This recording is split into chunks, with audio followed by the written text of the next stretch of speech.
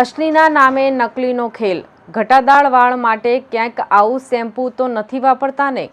માથામાં વાળ ચોખ્ખા રહે, ઘટાદાર રહે તે માટે શું બ્રાન્ડ શેમ્પૂનો ઉપયોગ કરી રહ્યા છો? જો કરી રહ્યા હોય તો એકવાર ચેતી જજો, કારણ કે એ જો નકલી શેમ્પૂ હશે તો હશે એ પણ વાળ ખરી જશે। આ વાત એટલા માટે કરવી પડે કે કામરેજ પોલીસે બ્રાન્ડ શેમ્પૂનો નકલી જથ્થો ઝડપ્યો છે, જેમાં નકલી અસલીનો ખેલ કામરેજ તાલુકાના નવાગામ ખાતે આવેલ નવકાર ઇન્ડસ્ટ્રીઝના વિભાગ 1માં એક ગોડાઉનમાં નકલી શેમ્પૂનો જથ્થો હોવાની કામરેજ પોલીસને માહિતી મળી હતી, જે માહિતીના આધારે કામરેજ પોલીસે છાપો માર્યો હતો।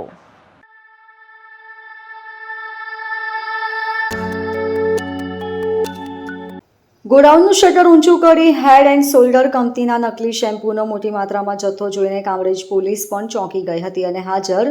મુકંદ હસમુખભાઈ માવાણી નામના ઈસમની પૂછપરછ કરતા તેની પાસેથી કોઈ પણ જાતનો પરવાનો મળી આવ્યો ન હતો। નકલી બોટલો ચેક કરવામાં આવતા બોટલો પર કોઈ પણ જગ્યાએ ઓથોરાઇઝ લખાણ કે સિક્કો જોવા મળ્યો ન હતો। એક્સપાયર ડેટ પણ હતી નહીં, સાથે જ ઘણી બોટલો હેડ એન્ડ શોલ્ડરના સ્ટીકર વગરની મળી આવી હતી। પોલીસે હેડ એન્ડ શોલ્ડરના સ્ટીકર લગાવેલી 4115 નંગ બોટલ, 30 નંગ સ્ટીકર વગેરેની બોટલ, અન્ય 50 બોટલ મળી કુલ 49,076 લાખનો મુદ્દામાલ જપ્ત કરી મુકુંદ હસમુખ પટેલની ધરપકડ કરી હતી। સ્થળ પરથી ઝડપાયેલા ભેજાબાજ ઈસમની પોલીસે કડક પૂછપરછ કરતા તેણે સુરત સિટી ખાતે કારખાનું ઊભું કરી નકલી શેમ્પૂની પ્રોડક્ટ બનાવી હતી અને ફ્લિપકાર્ટ પર વેચવા મૂકી હતી, જ્યાં માલ રિજેક્ટ થતા કામરેજના નવાગામ ખાતે ગોડાઉન ભાડે રાખી હોલસેલમાં પધરાવી દેવાની ફિરાકમાં હતો, પરંતુ કોઈ હોલસેલના વેપારીઓ આવે પહેલા જ કામરેજ પોલીસ આવી ગઈ હતી અને આ કૌભાંડ ઝડપી પાડ્યું હતું। ત્યારે હાલ અન્ય કેટલા ઈસમો સંડોવાયેલા છે, કેટલા વર્ષોથી આ વેપલો ચાલી રહ્યો હતો, કેટલો નકલી જથ્થો વેચ્યો એ દિશામાં પોલીસે ઊંડાણપૂર્વક તપાસ હાથ ધરી છે। સુરત રેન્જના પોલીસ મહાનિરીક્ષક શ્રી પ્રેમવીરસિંહ સાહેબની રાહબરી હેઠળ સુરત ગ્રામ્ય જિલ્લાના નાયબ પોલીસ મહાનિરીક્ષક શ્રી હિતેશ જોઈસર સાહેબની સૂચના અને માર્ગદર્શન મુજબ સુરત ગ્રામ્ય જિલ્લામાં જે કોઈ પણ પ્રકારની ગેરકાયદેસર પ્રવૃત્તિ થતી હોય તેના ઉપર અંકુશ લાવવાના ભાગરૂપે ગત તારીખ 31/7/2025ના રોજ કામરેજ પોસ્ટે ખાતે એક અરજદાર દીપકભાઈ બાબુભાઈ પટેલ કે જેઓ પોતે PNG કંપનીના ઓથોરાઇઝ પર્સન છે, જેઓ એક હકીકત જણાવેલ પોલીસને કે કામરેજ પોસ્ટે વિસ્તારમાં આવેલ નવા ગામમાં